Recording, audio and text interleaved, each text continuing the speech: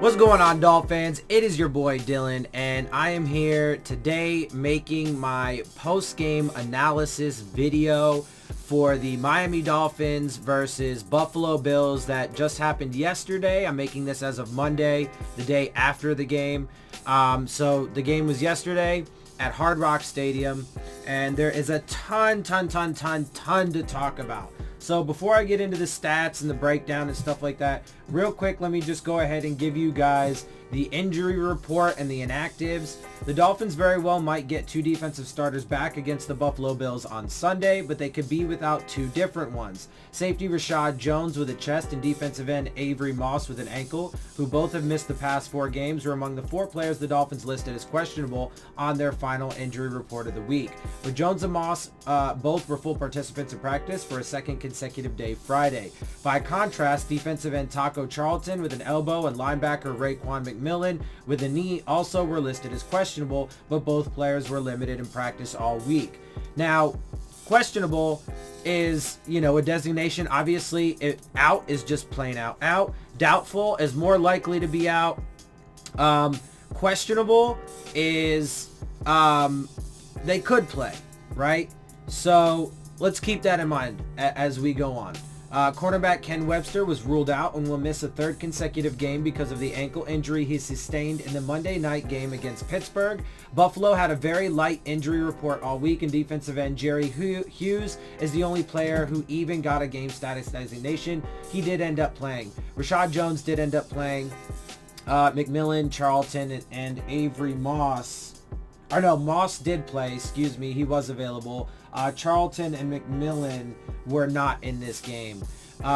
Hughes, who's dealing with a groin injury, was listed as questionable. He did not practice Friday after being limited Thursday. Tight end Dawson Knox was the only other Bills player on the injury report this week, but he didn't get a game status designation, meaning he'll be available to play.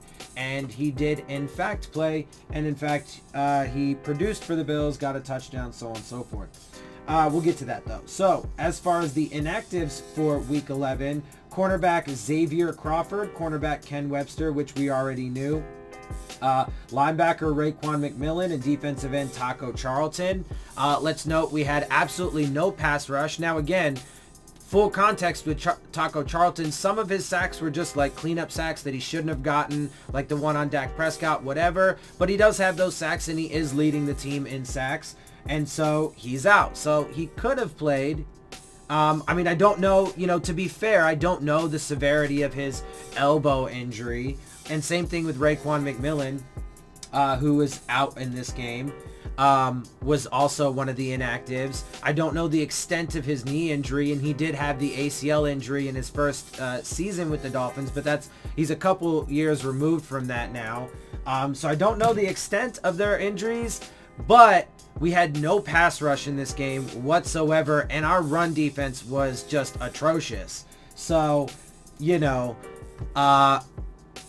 like I said, it is what it is, right? So maybe their injuries were bad enough to keep him out, but on the other hand, you listed him as questionable, so the coaching staff, by that designation, gives me the impression that they don't think it's really that serious and that they actually could play.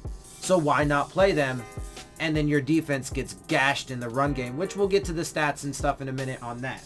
Just saying, though, right? So, and there's, again, this has happened a lot, and it's going to happen a lot more, and I'm going to talk about it quite a bit, actually, through the analysis of this game, right? But you guys can call it what you want, you can call these decisions that these coaches make what you want. In this one, with this is a little bit different than, like, let's say some of the play calls, or let's say like the timeout usage, or how they've challenged plays on the field. This is a little bit different of a circumstance because it does involve injuries, but you can say what you want about the decisions that this coaching staff makes.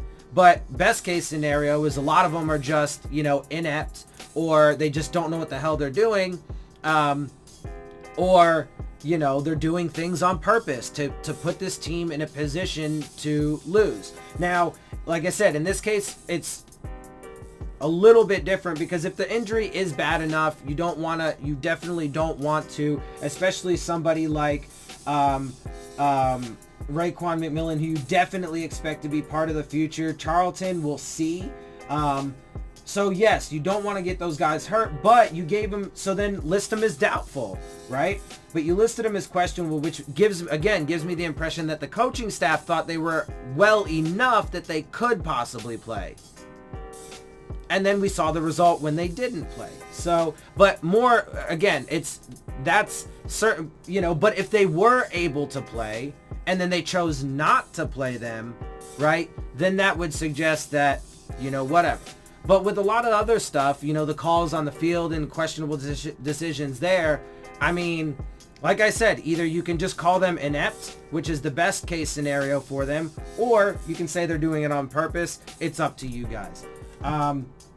Anyway, so let's get into this though. So at the end of the day, for me, the biggest things were we going to win the game? We did not.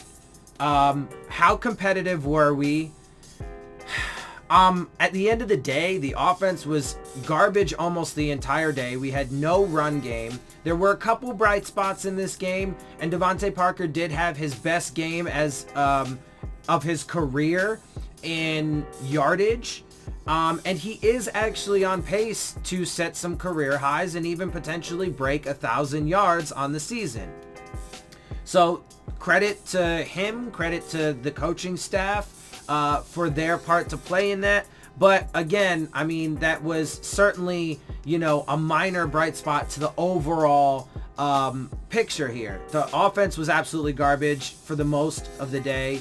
The offensive line was a hot mess. Julian Davenport came off injured reserve. He played in this game and he was terrible, and then he got injured again. We'll get more into that in a minute. So how come, and the defense, they kept us in it early on in the game, holding the Bills to some field goals, but then they got tired, they got broke down, they started having breakdowns, they started getting massively injured, spent way too much time on the field, blah, blah, blah, all that stuff. And so then they started really getting gashed, especially in the second half of the game. So, and they scored 37 points at the end of the day as well. So overall, the team played pretty poorly. So competitively, we weren't all that competitive. We lost the game. We weren't terribly competitive. 7 of our points came off of a special teams play, which was great, and credit certainly to the players on the field, particularly Jakeem Grant. I mean, you can't really, it's not like the play call itself was anything special, so it's not like you give special credit to like the coaching staff for calling some amazing play. No, they just called an average kickoff return, and it was blocked like almost pretty much to perfection by the players on the field, and Jakeem Grant for taking it to the house. Now you can give the coaching staff some credit for developing those players, but that's really about it in that regard. But so that's part of what kept us in it. So we weren't all that competitive. As far as injuries go, we actually had a bunch of guys get banged up in this game. Eric Rowe had some stuff. Bobby McCain was he just looked miserable out there. Apparently, Evan Boehm had some issues. Nick Needham had some issues. Julian Davenport's had some issues. And real quick, where was it? From Omar Kelly, he had tweeted this out. It was pretty evident based on the fact the Dolphins offensive linemen were hugging Julian Davenport after the game that he has suffered what appears to be a season-ending knee injury. He'll likely undergo an MRI tomorrow to confirm he returned for one game and likely has to shut it down. So, it is potential that we don't know yet, to be fair. We haven't gotten any kind of official word on that, so we're still waiting. But if that's the case, I mean, that's just yet another acquisition. Now, again, there are some bright spots and some young players on this team, like Vince Beagle, for example, Preston Williams, even though he's out, and so on and so forth, that this coaching staff does get credit for bringing in and for helping to develop. He's helped to develop Mike Gesicki, even though he doesn't get all that credit, and he is Mike Gesicki was a Gase pick and started his development. That's just going to look to be another terrible one, right? He was on injured reserve to begin with. for the first half of the season. He came off, played terribly in this one game, had penalties, let up a sack, I think. I think he was credited for a sack. And now he might end up getting shut down again, and we lose another offensive lineman. So, I mean, at the end of the day, it's going to look like, especially considering the fact that he was part of the trade from the Texans. And, if I'm not mistaken.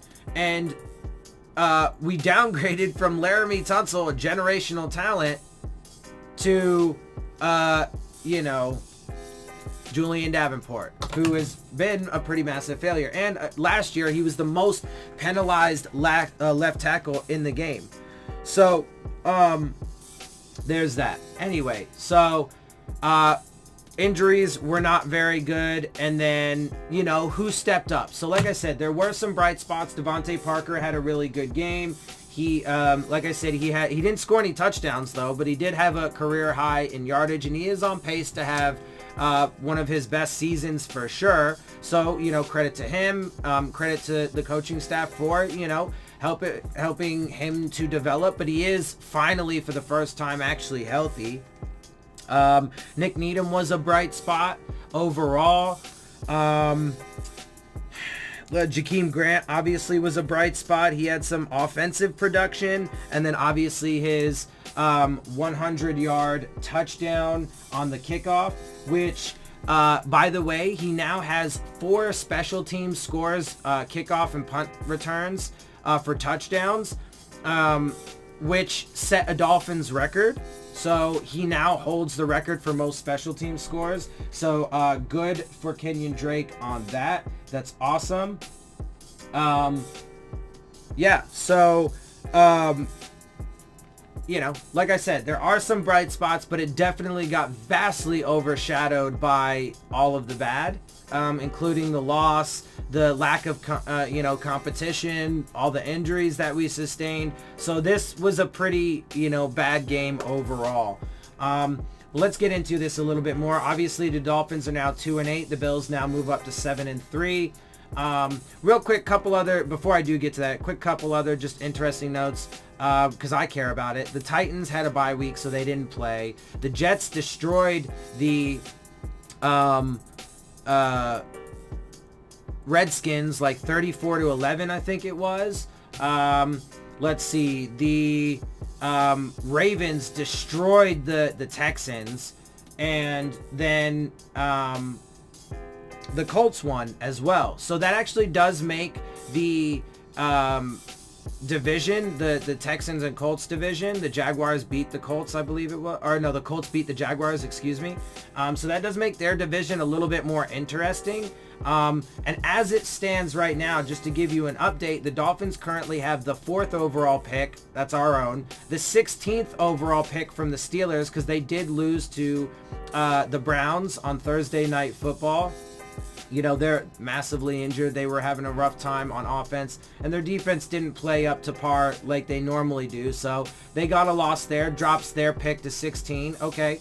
And with the Houston loss, that drops them their pick from 26th to 25th. Not obviously a big change, but if the Colts were somehow able to, take that division, because they are now tied 6-4 apiece. If they were somehow able to take that division, then that obviously would drop the Houston Texans pick, although they are still likely to make the playoffs even as a wild card if that were to be the case.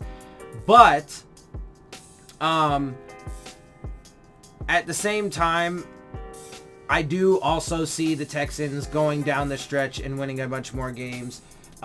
They definitely have a bunch of winnable games. They just had a down game, and the Ravens are a great team. So, it is what it is, man. They got spanked, but I do think that they're going to be all right. And there was also, let's also note that there was some pretty controversial calls, no calls in that game as well. But just to kind of give you an update on that really quick. Yeah, so we lost 37-20. 2-8, whatever.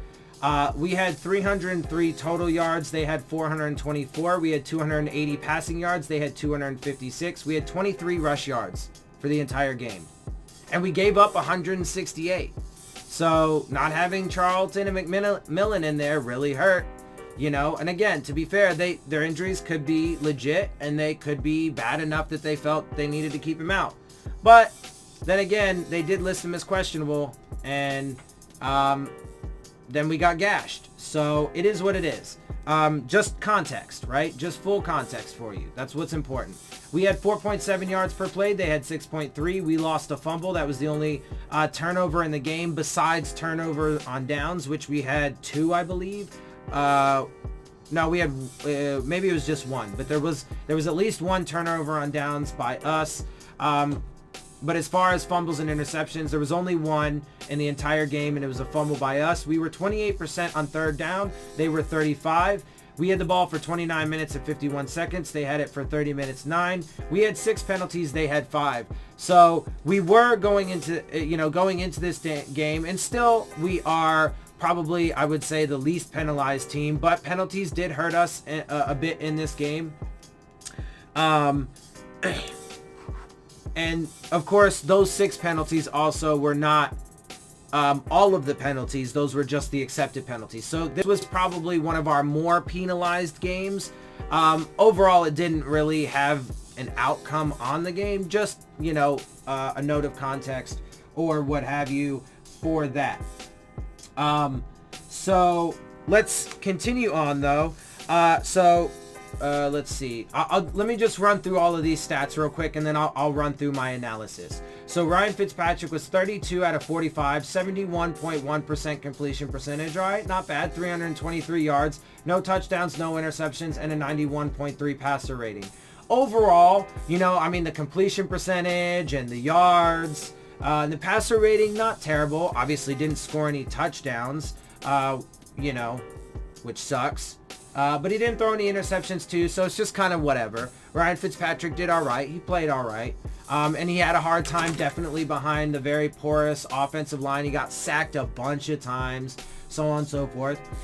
Josh Allen was 21 for 33, 63.6% completion percentage, 256 yards.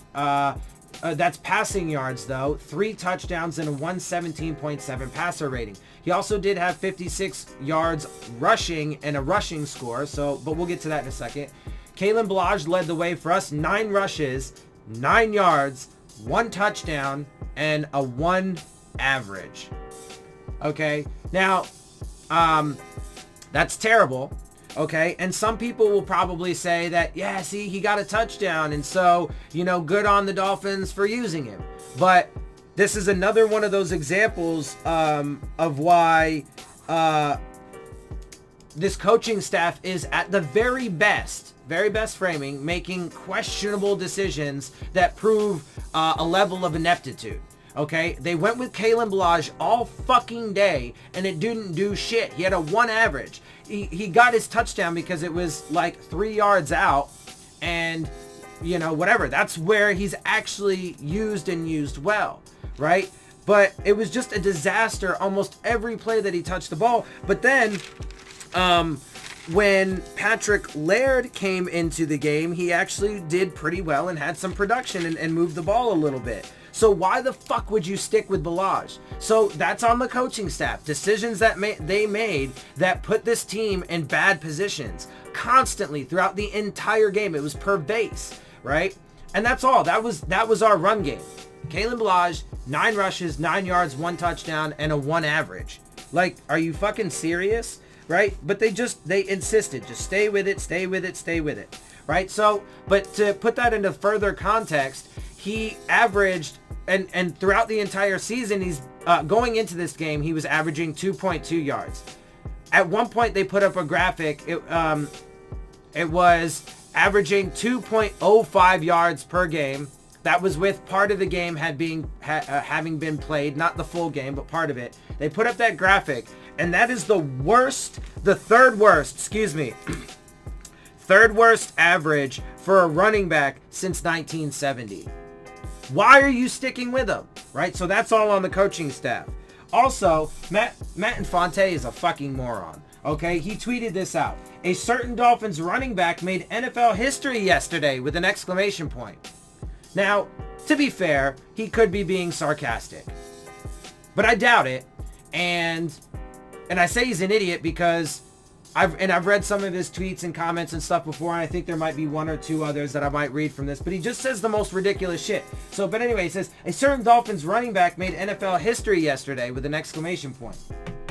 Kalen Ballage became the first player in NFL history to score a touchdown in a game where he received at least 5 carries and caught at least 5 passes, but failed to reach double digits in either rushing or receiving yards. Like, Jesus fucking Christ. So Matt Infante's an idiot because best case scenario, he is being, sarcastic here, but he says ridiculous shit like this all the time. So it does lead me to believe, but I'll give him the benefit of the doubt and just say he's being sarcastic. But either way, that's not something to praise. Why would you even tweet about it with the first line being at least a seemingly excited comment? That's not something to be excited about, okay? It's disastrous. Meanwhile, let's note that Kenyon Drake also is, the lead back now for the Arizona Cardinals and killing it for them, right? And certainly living up to his, end of the bargain in that regard. Also, real quick, the commentary at one point mentioned that Kalen Ballage pretty much has a magnet on his jersey, and every time so why would you keep using him? Again, on the coaching staff, that's totally on them. Whatever. Anyway, so let's see. Devin Singletary had led the way for them, had 15 rushes, 75 yards, and a 5 average. Josh Allen, 7 rushes, 56 yards, 1 touchdown, and an 8 average. Frank Gore threw in 11 rushes, 27 yards, and a 2.5 average. Didn't progress in his rankings for carries and yardage and stuff like that yet, but he definitely worked his way, and he's getting close to usurping Barry Sanders for, I think it's yardage, and then somebody else for career carries or something like that. So Frank Gore continuing to add to his total. We could have he could have been in a Miami uniform this year, but he's not because of this whole rebuild tank bullshit, blah blah blah. Anyway, Isaiah McKenzie had 1 rush, 10 yards, obvious 10 average. In the receiving game, Devontae Parker led the way, 7 of 10, 135 yards, and no scores. Allen Hurns was 4 of 6, 53 yards, so he had decent production, but let's also note that he had a really costly fumble in the game. That was just all on him. He just totally lost the ball on his own. And he had a really costly drop pass in this game as well, right after signing a 2-year extension. So, I mean, it is what it is, but that's not exactly how, overall, it was kind of underwhelming for Allen Hurns after he signed that, that contract extension. So, I mean, does that mean anything in the greater scheme of things? Not necessarily, but that's definitely not, the preferred showing. Now, again, I mean, he had 4 catches for 53 yards, so, decent overall production, but when you take those costly mistakes into account as well, like I said, underwhelming. And definitely not how you want to come out after having signed that kind of contract, right? Let's continue on. So, Patrick Laird was 6 of 6, 51 yards in the pass game, as opposed to juxtaposed to Kalen Ballage. So Patrick Laird, when he came in, now granted it was, he didn't do much in the running game, but certainly was far better in the receiving game than Kalen Ballage. And if they would have gave him more opportunities in the run game, he couldn't have done any worse. Okay, so there's that. Jakeem Grant was 3 of 3 for 32 yards. Albert Wilson, 3 of 6 for 26. And Mike Gesicki, 4 of 6 for 18. John Brown led the way for them, 9 of 14 for 137 yards and 2 scores. So, juxtapose that to Devontae Parker. And let's also keep in mind it took him 5 years to get here. But John Brown, had 9 catches. Devontae Parker had 7. So John Brown had 2 more catches. But they had about the same yards. Parker had 135. John Brown had 137. So Parker's average per catch is a little bit higher. But Brown did have more targets and more receptions, 2 more yards, but he also had 2 scores. Parker didn't. Just context, just to compare and juxtapose a little bit, right? Cole Beasley was 4 of 4 for 38 yards. Dawson Knox 2 of 3 for 32 yards and a score. Isaiah McKenzie was 3 of 6 for 21 yards. Frank Gore 1 of 2 for 18 yards. Fumbles, Allen Hurns had one and lost it. Devin Singletary had 2 fumbles but didn't lose either of them. Defensively, Jamal Wiltz led the way for us. So real quick defensively. So like I said, part of what did keep us in this game was our defense early on until they got tired and started getting gashed, in the second half and so on and so forth. But they did keep us in it early on, and our offense wasn't helping them out at all. But overall, the defense, in the greater scheme of things, did actually take kind of a step back when compared to the previous few games that we've played.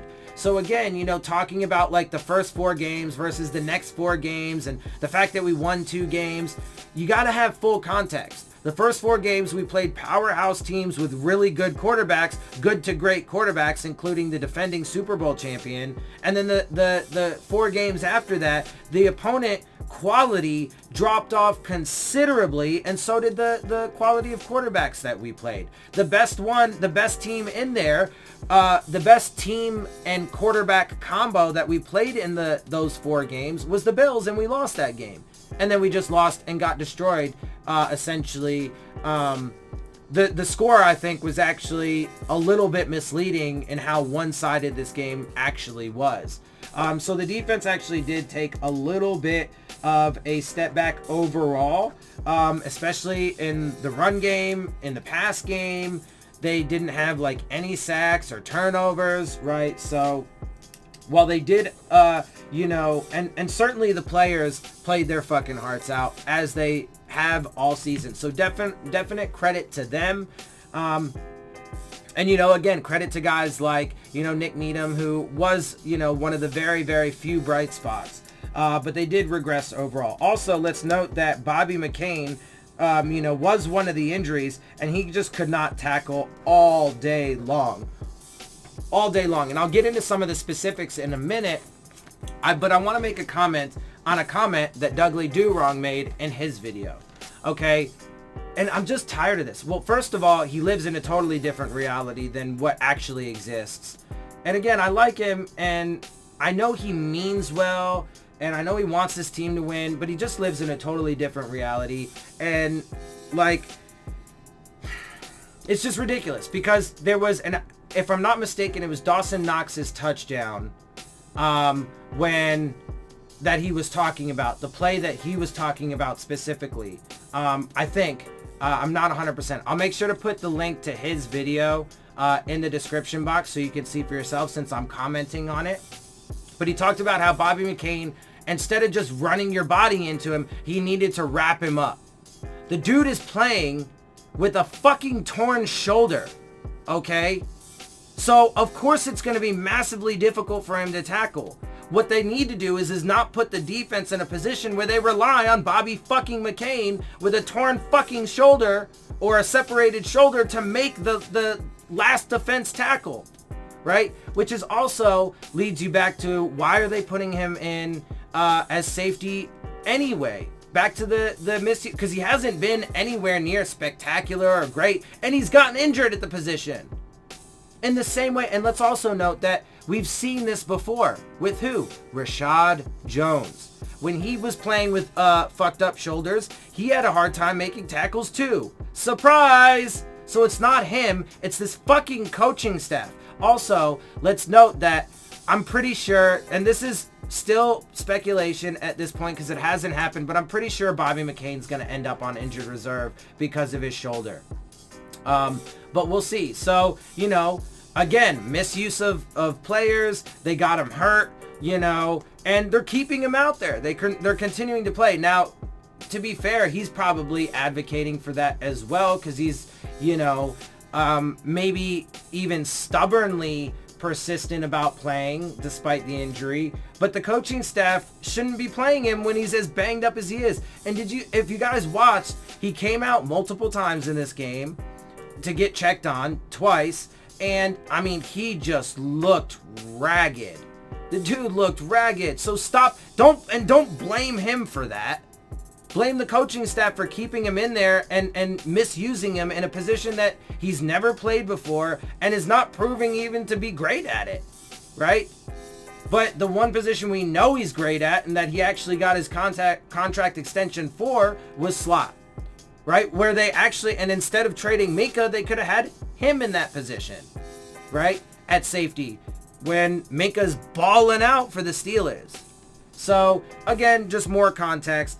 Again, and you guys can decide for yourself, is the coaching staff, but there's really only two scenarios. Either the coaching staff is just inept and bad at their job, or they're doing it all on purpose. So it's up to you. You know where I stand, but that's how it is. Let's continue on. Jamal Wiltz was 7 solo tackles, 3 assisted for a tackle for loss. Nick Needham, 6 solo tackles and 2 passes defensed. Jerome Baker, 4 solo tackles, 7 assisted. Ken Crawley, 4 solo tackles. Devon Godshaw, 3 solo tackles, 2 assisted. Christian Wilkins, 3 solo tackles, 1 assisted. And Bobby McCain, 3 solo tackles. For them, Tre'Davious White led the way, 6 solo tackles and a tackle for loss. Tremaine Edmonds had 5 solo tackles and 7 assisted with a half sack and a pass defensed. Matt Milano, 4 solo tackles, 3 assisted, a half sack and 2 passes defensed. Jordan Poyer, 4 solo tackles, 2 assisted with a fumble recovery. Teron Johnson, 3 solo, 3 assisted. Levi Wallace, 3 solo, 1 assisted.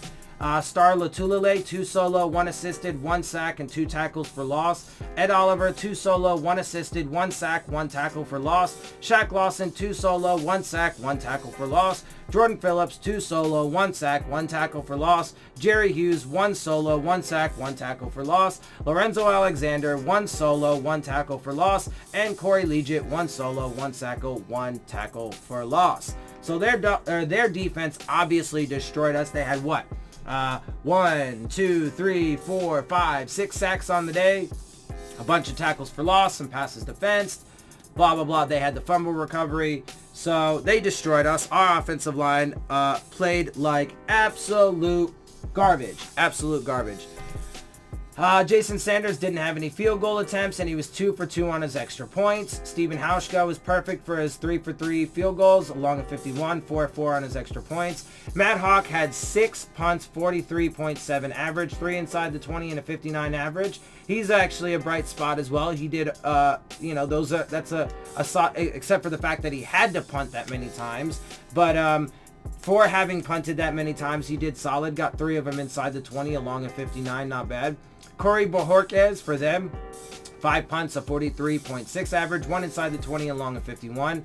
Kickoff return, Jakeem Grant had 5 returns with a 39.6 average, 1 touchdown and a long of 101. He also had a 50-yard return to help him get to that almost 40-yard average. And obviously, as I said, with that score, he now tops the Dolphins records for most special team scores. Andre Roberts had 1 for 40 with a 44 average. It was 44 yards, so obviously 44 average. Let's see. And then on punt returns, we didn't have any, but Andre Roberts had 3 with a 7 average along with 14. Okay, so let's get into this a little bit more. So I've already talked about how, the Bills offense moved on us all day. Our defense, kind of held us in it early, but they, got broke down and got gashed on in the second half. Part of the reason why we kept in this was because of that special team score. Obviously we lost the game. Overall, we weren't really even all that competitive. Our defense overall took a step back. I mean, our offensive line was garbage, and our offense was garbage all day. No run game whatsoever. Couldn't defend the run for shit. We had tons of injuries, so on and so forth. So, talked about all that so far. Let's get into a little bit more. So, let's go through. Like I said, offensive line was garbage. And there were also... another thing that did help to keep us in this game, though, was there were a few times, and I'll actually get to some specifics in a second, but there were a couple times where the Bills' defense did help us out. There was a roughing the passer penalty and an unsportsmanlike conduct penalty on the Bills that were pretty major and helped to continue some of our drives. Now, the unsportsmanlike conduct penalty... I thought it was kind of ticky-tack, but at the end of the day, he did stand over the Dolphins player. I think it was Kalen Ballage. And, you know, he was still holding onto his legs. He stood over him like all intimidatingly or whatever. He did taunt the player. So, you know, it's a fair call. I mean, you know, you could argue that it's football or whatever, but it was a fair call. But that did, you know, end up helping us out, right? So mistake on the Bills did end up helping one drive. There was also, though, a roughing the passer penalty that was just, it was garbage. But I'll talk about that a little bit more in a minute because I took a ton of notes for this and I did rewatch the game as well. But let's note that, and I'll talk about this a little bit throughout, but the use of timeouts for Brian Flores. This dude, like, again, best case scenario, he just doesn't understand how and when to use timeouts.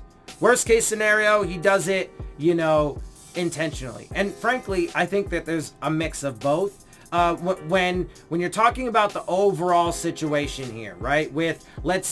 And when you're talking about the overall situation on whether or not the coaching staff is part of the tank job, right? So look at the full picture, how they've just decided to keep guys out. Like in this game, Raekwon McMillan and Taco Charlton. Again, maybe they had injuries, but you listed it as questionable. They could have played by your own evaluation.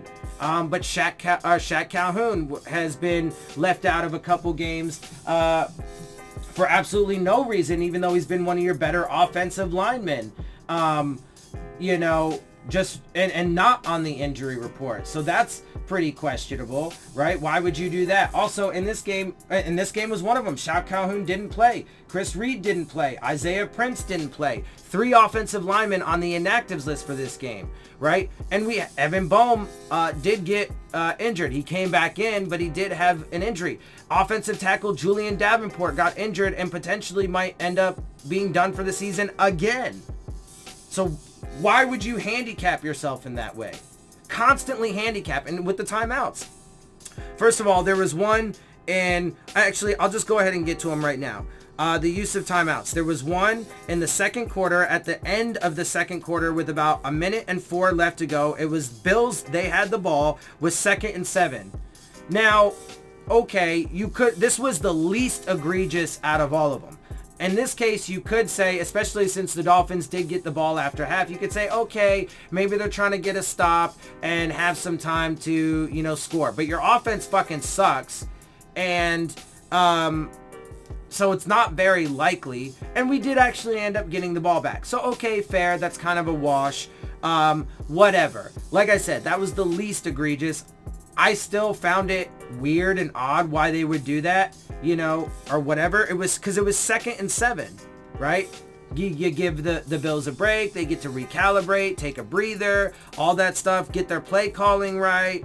There was only 1 minute 4 left to go in the game, and your offense sucks. So really, what was even the point, right? You did get the ball back, but you didn't do shit with it. So what was really the point, right? But let's get to there were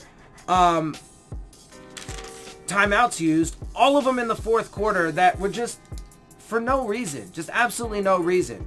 Just end the game with your timeouts. Now, did it really affect the game? No. But the whole point of this is, and did it really even matter? We were down 37-20 at that point. But let me give you the instances, the scenarios in which we used them.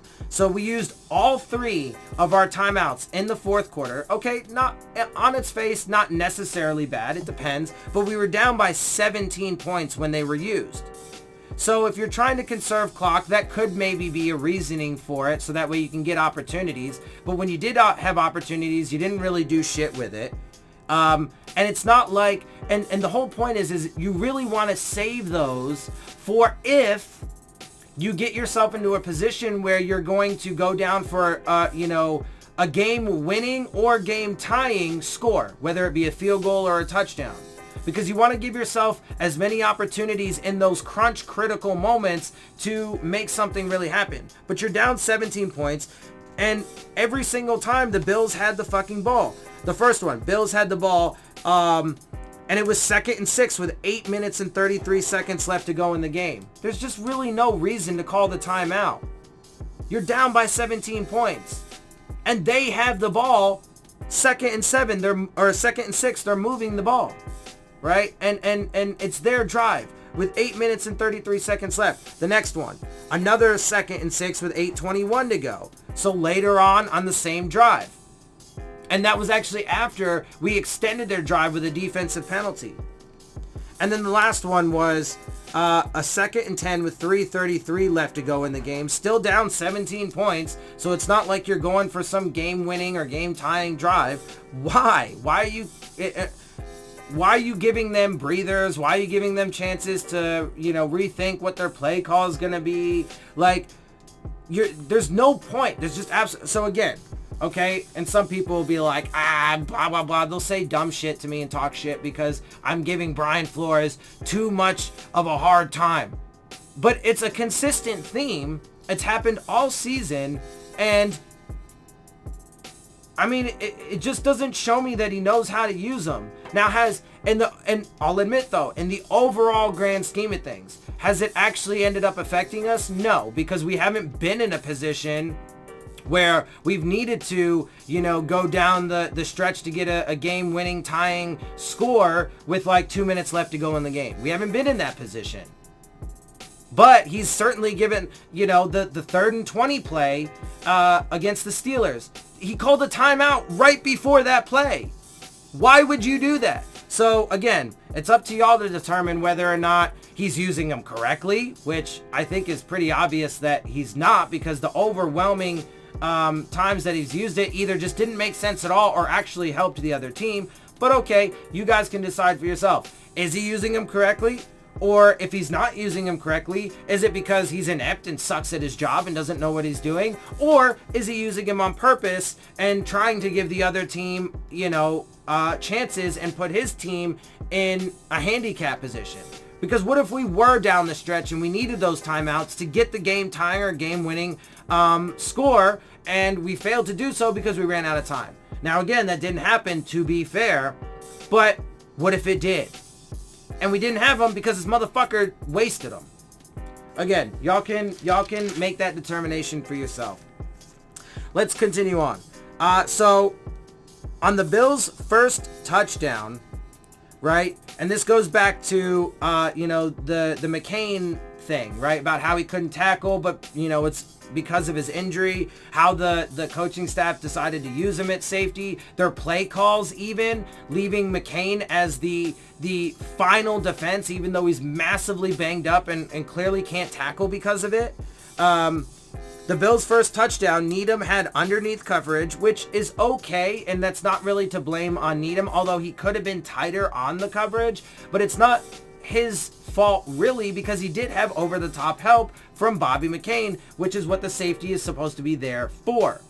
But the play design puts Bobby McCain as the last line of defense, and he couldn't fucking tackle because he's got a massive shoulder injury, a separated shoulder, and not to mention some other minor injuries that have gone along with it, like a hamstring and so on and so forth. So it's not really Needham's fault, but it's not even really McCain's fault, even though technically he missed the tackle and it was his responsibility. It's technically his fault, but it actually falls far more on the coaching staff for how they're using him in a position he's never played before, hasn't proven to be, great at, blah, blah, blah. And especially for keeping him in when he's clearly incapable of doing the job. But okay, whatever. And that was John Brown's first touchdown, blah, blah, blah. That was the first touchdown of the game. Also, let me note, there's a couple things that I wanted to note about some of the commentary. So when we were down 13-0, the commentary, started talking about, and they put up graphics about the first 4 games. We got outscored 163-26, which was the worst point differential since 1940. Then the next 3 games, again, quality of opponent and quality of quarterback dropped off considerably, but we were outscored only 75-51. And then we won 2 games in a row versus the New York Jets and at Indianapolis. But again, The New York Jets, especially at the time, weren't a very good team, had a lot of problems, massive injuries. They were heavily victimized by terrible officiating, and we just had a Dolphins team, the players themselves, even though there was, again, more questionable coaching in that game from decisions and player usage, so on and so forth. The players overcame a bad team with a lot of turmoil and massive injuries, who was also very heavily penalized by the coaching staff unfairly, right?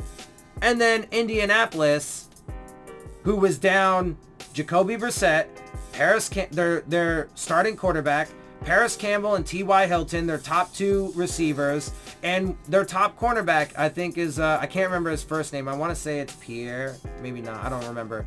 Desir, right? Their top corner as well. So, full context. Full fucking context, okay?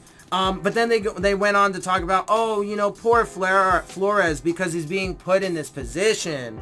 And he just had to put rookie offensive linemen out on the offensive line. First of all, that's not true. So, poor Flores, no, not poor Flores, because, again, he has some credit in the systemic way that this team was designed. And then, of course, there's also tons of evidence and tons of examples of just terrible, at best, inept, if not intentional coaching, right? On the field and so on and so forth. So he gets credit for all of it, right? He gets partial credit. It's not all him that designed this team. It also has to do with the front office, but he has a say in that. And it's the team that he's coaching, right? The players that he's coaching. So he gets a say in that, or gets credit for that. And he also gets credit for the terrible decisions that he's made on the field. But also, let's note, he didn't have to put those rookie offensive linemen in. He fired his offensive line coach in the preseason, early on in the preseason, because that offensive line coach would not put the rookies in because he didn't feel that they were ready. And then look at what we've seen to this point. It's just absolutely terrible. So to say that, poor Flores because he just had to. No, he didn't have to. He chose to. He chose to. That is his decision. So, and then they were like, even a veteran head coach would have trouble in this situation. Okay, maybe that's the case. But again, he came in and accepted the philosophy that we were going to tank and be terrible this year. He participated in the systemic destruction of this roster. And then he has furthered the evidence against him by all of the decisions that he's made on the field, not shadowing Juju Smith-Schuster with Xavier Howard, randomly having players out that don't need to be out, bad play calls on the field, misuse of timeouts and challenges, blah, blah, blah, blah, blah, right? It goes on and on and on. So I don't want to hear that fucking bullshit. No, he needs to be held accountable. Okay, so let's continue on. To give the Dolphins credit, their first touchdown drive was really good. The run game obviously sucked all game, but they did, have some good production in the pass game. There was a big gainer from Parker. It was an overall good drive. Blage, that's where he got his short yardage touchdown. So give credit to the players and some credit to the coaching staff for calling some good plays there. But, I mean, again, it's not like, it didn't really matter because we lost the game and we were obviously down hella at that point. But, good on them. Credit where credit's due. Also, right after that drive, credit to the coaching staff here. So here is some credit, right? They did an onside kick. Totally unexpected. There was 3 minutes and 39 seconds left to go in the second quarter. That was a great example of aggressiveness. Totally caught them off guard. We managed to get the ball. So we recovered. What have you. Wonderful, wonderful, wonderful. It didn't really matter, obviously, because we lost the game and we were definitely super down at that point. And right after that is when Allen Hurns' fumble came.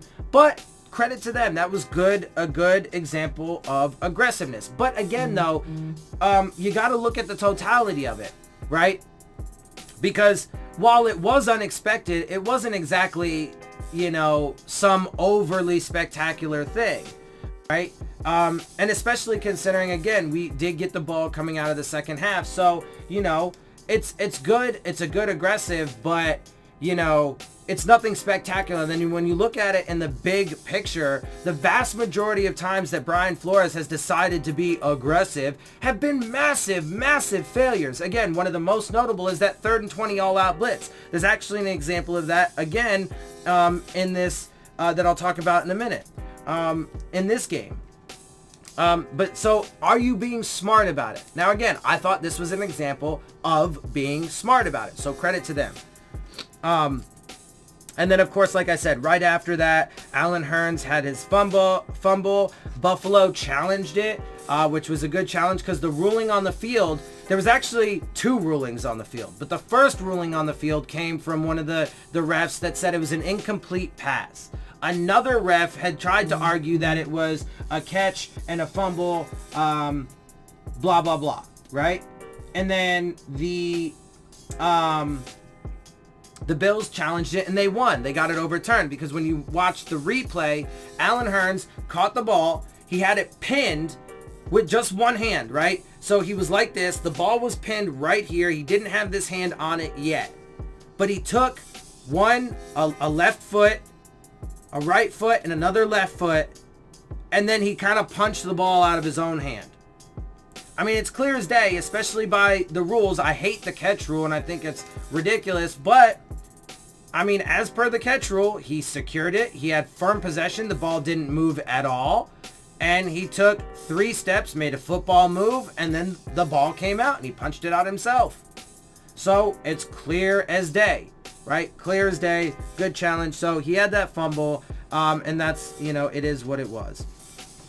So moving on, the Bills' second touchdown, I wanted to mention that, like I said, because there was another example of first a bad play call, and then, well, just a bad play call, because the second touchdown, it was the Dawson Knox touchdown. Okay, the Dolphins brought an all-out blitz, We were down 23-7 at that point. Okay, there was 1:30 to go left in the second quarter, right? And so 1:30 left to go in the half. They call, and they were in the red zone. Okay, they were only like, you know, so they were within 20 yards. I don't remember exactly, and I forgot to write it down, exactly what yard line they were on. Somewhere around there, right? Around 20 yards. I think within it. And they brought an all-out blitz with the only defender there was Bobby fucking McCain. Okay, so again, bad call. Don't call an all-out blitz. Leave some defenders in the middle of the field, right? So that way they can help your last line of defense who's massively injured and Bobby McCain. So the call to call an all-out blitz was bad. And the fact that your defensive scheme was relying on a massively injured player to make the final tackle was ridiculous. So they gave up a touchdown because of bad coaching. And then moving on though, right after that is when Jakeem Grant had his 101-yard kickoff touchdown with 1:23 left to go in the second quarter, which then put us 23-14 and helped to keep us in the game. So again, credit to the players for executing to perfection. And yeah, you know, and so good there. Whatever. So to continue on with some more of the commentary, like I said, I took a lot of notes. So they said later on in the game, give Flores credit for keeping them on track, on the tracks. What do you mean? What the fuck does that mean? We're 2-8 right now. We're 2-8. We're 2-8. How is that keeping them on tracks? Let's see. How about this? We are at the very bottom of the league across the board in offense and defense. How is that keeping them on track, on the tracks? Like, are you fucking kidding me? And then they showed a graphic that he has the worst record out of all of the head coaches. How is that keeping them on track, on the tracks? When you decide, because you are part of the power structure and you do have some say in it, right? when you decide to jettison all of your top talent, leadership, proven production, and like blah, blah, blah, right? Your leaders, I said that already. When you decide to do that and jettison like your entire team and make it systemically as bad as possible, how is that keeping them on tracks? When you take the job knowing you're coming into a tanking season, how is that keeping them on tracks? How is any of that keeping them on tracks? And then you can throw in all of the questionable decisions that he's made on the field. How is that keeping him on tracks? Like, seriously, that is the stupidest fucking thing that I've ever heard. Like, because it's just devoid of reality. It has absolutely no connection to reality whatsoever. Okay, all right, you know, whatever. Continuing on, because I do want to wrap this up. Dolphins get the ball in the second, right? So we got the ball to start the second. And then I mentioned that, and so then on that first drive is when Allen Hurns had his really costly drop, and then Kalen Ballage dropped the second down pass, but it was a screen pass that would have got blown up for a loss of yardage anyway, so it was probably better that he didn't catch it, but there you go. And then on the very next play, right, Gesicki got a catch. It was ruled a first down on the field, but on the replay, he was clearly short by at least a yard, if not two. So, just an example for further context of how we, you know, of how we stayed in this game that did extend a drive for us, you know, when it shouldn't have, because he was clearly down, caught the ball short of the sticks, but, you know, bad spot, whatever. Anyway, ultimately, did that end up, you know, affecting the game, whatever, in such a way? Probably not, but just, again, full context, right? There was a 21-yard run by Fitz. Evan Boehm had a penalty, and it was a holding penalty, and, you know, the commentary didn't like it, whatever, but he tackled the fucking guy. You're an offensive player. You don't tackle the defensive player. So, I mean, but at the same time, you also could argue that it's just football. So with that one, I don't know. I'm kind of like, just don't call it. It would have just been better, I guess, as a no call. But at the same time, there was a decent enough argument that you just don't tackle him because you're an offensive player. Anyway, like I said, that's just another one of those things for full context. But anyway, though, on the Dolphins' second touchdown drive is where the bad roughing the passer penalty came in, which did extend our drive and then end up getting us a score. So, and actually, though, matter of fact, if I'm not mistaken, that first down actually came in the same drive as well. So, it is a little bit more relevant because it did help to extend drives and keep us in this game artificially, right? Let's see. And then, okay, so then on that drive, and so on that touchdown drive, right, to give some more credit to the coaching staff here, because apparently I don't ever give credit to the coaching staff, even though that's clearly not true, and I have on multiple occasions, even in the preseason or whatever, when I gave them credit for extending Xavier Howard, but there just hasn't really been a lot to give them credit for. And I give them, I also give them credit or hold them accountable for the bad things that they do, which most people don't want to do and vehemently refuse to do, right? Like Douglie-Do-Wrong wants to blame Bobby McCain for not wrapping up the offensive player, when really the blame should be on the coaching staff for calling a bad play design, and then relying on a guy who's massively injured, who's never even played that position before this year, to play it. And he got injured playing that position. He didn't have that shoulder injury before he started playing safety. Just saying. So that's more on the coaching staff, not on them. But to give them some credit on that second touchdown drive, we were, it was 1st and 10, close to the goal line, and we were on the Bills 14, right?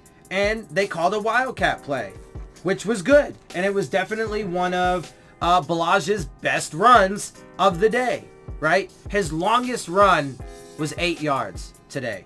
And I think it might have been this one. But it was a direct snap right to Balage, and he ran it up the middle, got like 7 or 8 yards. And then on the very next play, he got,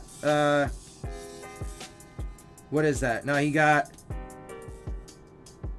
7 yards. Okay, and then on second down, it was 2nd and 3 on the Bills' 6-yard line, or right about there. Another Wildcat play that ended up getting handed off to Jakeem Grant, which got us our second touchdown. So good play calls, switching it up a little bit there. It didn't matter anyway at that point because we were down 30-14 at that point. So it didn't actually end up mattering, but good for them. That was somewhat aggressive. It was a good change of pace, and it actually worked. So credit to the coaching staff there. And then they went for a 2-point conversion. Now, the 2-point conversion didn't work. The play call itself was a little It was like a rollout. Ryan Fitzpatrick kind of rolled out like it was a play action pass. And then there was a blocker with Allen Hurns coming behind him. It might have been a tight end or something. I don't remember who the blocker was. But Allen Hurns was coming up behind him, and it was a shovel pass to Hurns. The play call was kind of but I actually did like the play call, right? I thought that was an example of them being aggressive smartly, right? You're down at that point 30-20. You're trying to make it a 1-score game. It didn't work out, and the play call could have been better, but you don't get negative credit for that. You tried, and you made an aggressive attempt. It was an easy choice, though, really, because the extra point wouldn't really serve any, legitimate purpose, because it still would have been a 2-score game at that point. Right, so you wanted to take it down to a 1-score game, and that 1-score game, though, to be honest, if we would have converted it, would have still been 8 points. So we would have had to get another 2-point conversion to tie it up after getting another score. But again, I did like the call. It just didn't work. But full context, it was an easy choice. It's not like it was a really hard decision for him. But again, I liked it, and credit to them for running it, even though it didn't work out. Okay, so, but now on the other side, let's get into it. So shortly after the Dolphins' second touchdown drive, in which we got helped out by a roughing the passer penalty and a bad spot and all that stuff. After all of that, right, and that that touchdown drive with the Wildcat runs where they do get some credit, right? That drive, we got helped out.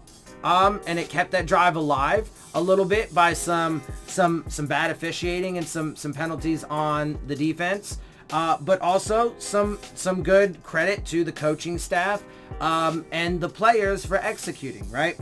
But then after that, in the fourth quarter, the Dolphins had the ball. It was 4th and 16 on the Bills' 43-yard line, so we're right around midfield. At this point, we're down, I want to say at this point we were down 37-20. So we were down 17 points, 8:44 left in the fourth quarter. We have the ball, 4th and 16 on the Bills' 43-yard line. So close to midfield. We're like out of field goal range, what have you. And they decided to go for it.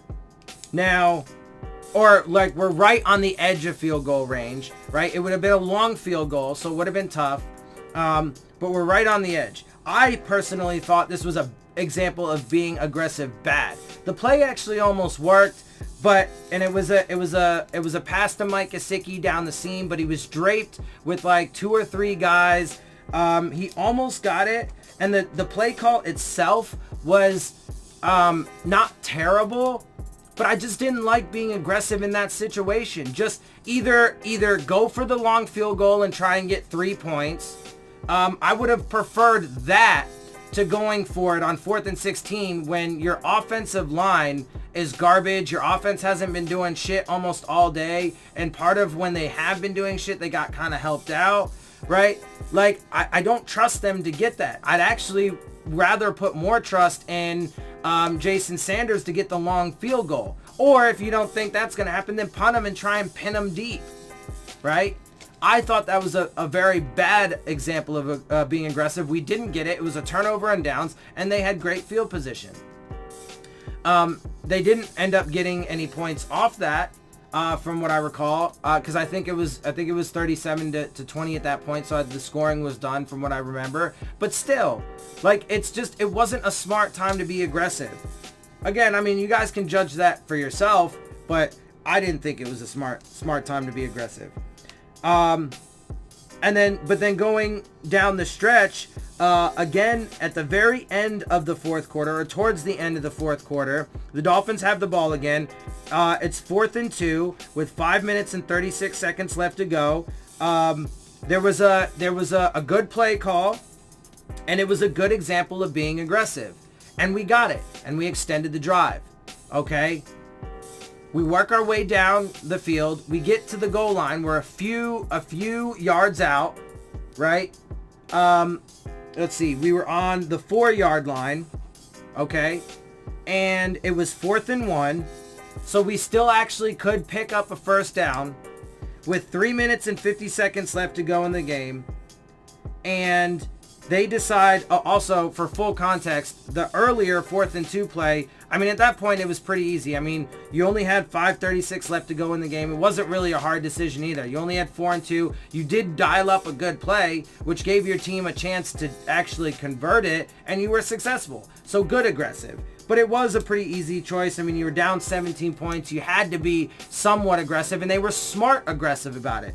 But then they get down 4 yards away from the goal line, and they decide to do a quarterback sneak with Ryan Fitzpatrick, who doesn't do very many of them. He's not particularly good at it. And your offensive line is played like absolute trash all day. Your run game has been garbage all day. That Bills defense and their defensive line especially is really super stout. Why would you do it? Why would you call that play? Bad aggressive. Go for it on 4th down. Going for it on 4th down wasn't what I had a problem with. It was the play call. Why would you do that? Why would you do that? I would have rather have taken the 3 points and tried an onside kick because we were already successful on one of them. I would have rather have done that than try a fucking almost impossible in that circumstance and scenario quarterback sneak that clearly then failed and we gave the ball back. So anyway, I mean, you know, like I said, it is what it is. You guys can decide for yourself on the motives or of this coaching staff. You guys also can decide for yourself on the whether or not this coaching staff is good at their jobs. I think that there's a mix of both. And I certainly think that they are definitely acquiescing to the tank. So, you know, whatever. Anyway, I do want to also read some other tweets and stuff that I thought were interesting. So another Matt Infante tweet that is just fucking retarded. It's a poll. As a Dolphins fan, what would be the worst outcome? A, Dolphins pass on Tua and draft another quarterback. Tua become, and by the way, I have some, I do, to wrap this conversation, I am actually going to talk about Tua a little bit. Worst outcome for the Dolphins. A, Dolphins pass on Tua and draft another quarterback. Tua becomes a star for another team and Dolphins quarterback is middling. Okay. Option B. Dolphins draft Tua and Tua proves to be injury prone his entire career, never fulfilling his potential. Okay. First of all, there are definitely other options than that. So those aren't the only two options. I don't really like either of them. However, I would take A. I would pass on Tua because that hip injury, not only has he had surgery on both of his ankles, not only is he a smaller quarterback to begin with, but that hip injury that he just sustained, and I'm also going to put a link in the description box of this video to a video on YouTube that was made by a doctor that talked about Tua Tagovailoa's specific injury. Thomas Lahout shared that with me and put that in one of the comment sections of my videos. I'll make sure to put that the link to that video in the description box of my video, of this video, so you can check it out for yourself. That injury could be career ending.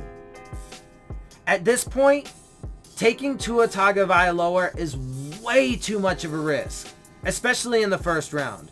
If you could maybe get him in the third or the fourth round, maybe. But with his ankle injuries, his ankle surgeries, and now this hip injury, he's out for the rest of the season, and it could be career ending. Again, you can hear the doctor for yourself. There's no reason to take Tua. But there are still fucking idiots out there that are like, yeah, man, we should get Tua. But let's continue on. There's another one. Oh my God. Oftentimes there are things that Adam Beasley says that I like. This was one of the most stupid fucking things that I've ever heard him say. The Dolphins have made many bold moves this offseason to set themselves up for the future. Okay, I can agree with that the moves are bold. I think that they're incredibly stupid, the vast majority of the moves that they made. But you could call them bold. So I think it's being a little bit disingenuous, but okay. If they truly want to give themselves their best chance at winning long term, here's the boldest suggestion yet. Do whatever is needed to draft both Herbert and Tua. Really? Are you fucking joking me? First of all, drafting Tua in the first round or really anywhere at this point. Now, again, I mean, he could even end up staying in school next year to try and prove that he is even healthy and capable, which I think actually would be the smarter choice for him if he wants to have any chance at a football career at all. But the injuries that he has, and especially then because playing behind the offensive line that the Dolphins have, it's a death sentence for the kid. And it's a virtual guarantee at this point that if we take Tua, that he is going to set this organization back. But think about that. If you were going to get Tua and Herbert, especially with the way that the draft positioning is playing out as of right now and up to this point, especially considering there are potential winnable games for us down the stretch, you would have to trade away so much of the accumulated draft capital. So in this one tweet, he is both simultaneously saying that the moves that they made to accumulate all of the draft capital that we have was bold. He's kind of implying that it was smart. But then simultaneously in that same tweet, he says that what we need to do then, because what it would require to get both Justin Herbert and Tua Tagovailoa in this draft, you would unquestionably have to give away draft capital at some point to trade to get one of them, whatever. Like, I mean, what are you going to do? What would it take to get both of those guys? And Tua's not even, like, so why would you even involve, just don't even worry about Tua anymore, right? Anyway, there's just so much of this that is just absolutely fucking ridiculous. Matt Infante comes back with another one. I don't know how the Dolphins will navigate the 2020 NFL draft now as it pertains to the quarterback position. And I know this is easy for me to say as my career and reputation isn't on the line with these draft picks. But I'm not betting against Tua Tagovailoa. I'm just not. Are you fucking kidding me, dude? Really? The dude just had a possibly career-ending injury. Was it Bo Jackson? Had the same injury, but Tua Tagovailoa's injury is worse. And Bo Jackson's career ended because of it. Bo Jackson had a minor dislocation, right? The joint, his hip, right? The ball that goes into the hip joint came out partially. Or it's some speculation. Again, hear what the doctor himself has to say, because he's certainly more credible on this. But from what he had to say is that, and we obviously didn't have the same technology and monitoring that we did back then. MRIs and stuff weren't nearly as good, and he mentions that back then. But Bo Jackson's career ended because of that injury. He was able to pop it back into place while in the middle of that game and continue to play, even though it eventually did end his career, right? But it barely just popped out. Tua Tagovailoa has the fucking ball came all the way out of the socket, but not only did it come out of the socket, it came out of the socket because it broke through the backside of the joint. He also has a fracture now because of it. It's ridiculous. This dude is far more likely to never play another down in football than it is him be a franchise quarterback for a team that has a terrible offensive line that's going to get him murdered and further injured. Really? And I can't wait. I haven't heard it yet, but I can't wait for Omar Kelly to say the same thing. Oh, it doesn't matter about his ankle injuries or his hip injury. We need to get Tua Tagovailoa at all costs. And I can't wait for him to hear him say some dumb shit like, yeah, we need to trade up to get him if we don't, whatever, if necessary. Like, really, bro? I mean, it's just absolute fucking absurdity, man. So, Kalen Ballage has 64 carries this season, and his longest gain has gone for 8 yards. That's fabulous. I mean, come on, bruh. Like, for reals? Nick Needham did get the overall best grade, again, for the Dolphins with an 83.6 from Pro Football Focus. So, again, Nick Needham is a little bit of a bright spot. Yeah. Anyway. Real quick, though. So, like I said, I mean, the Tua thing, it would be the worst decision that the Dolphins can make would be to draft Tua, especially if they ended up having to move up to get him. So that's how I feel about that. Real quick, though, I recorded some audio from some of the commentary from that game that I think you guys need to hear, because this is another person, right, that is saying this, but I want you guys to hear this real quick. Everybody's looking at for next year's draft, but they're more than a quarterback away. And to me, the culture and teaching this young football team how to win overrides everything. Because even if you have a quarterback, but you don't have the people around him that know how to win, then you're not going to get anywhere. And who's to say that any of these quarterbacks in next year's draft are really going to be the answer? You think it's going to be, but you just don't know that for sure. Playoffs that first year. Okay, right? So obviously he's talking about how you just don't know, right? About quarterbacks, blah, blah, blah. And you need to have a team. It's about a team, not a fucking quarterback. So, again, first and foremost, the philosophy that we just need a quarterback is a terrible one. And then, if you still are stuck on the fact that it needs to be Tua Tagovailoa, well, you are just dooming this franchise. And if that's what ends up happening, you're dooming this franchise to massive failure. Let's hear another one, though. Everybody, this whole, tanking for Tua, getting the first pick. Yes, it's important to get the highest picks that you can get, but I think as we saw what happened to Tua last night, nothing is certain, and you can't sacrifice building a winning culture for the promises of some mythical draft that you don't know how it's going to pan out.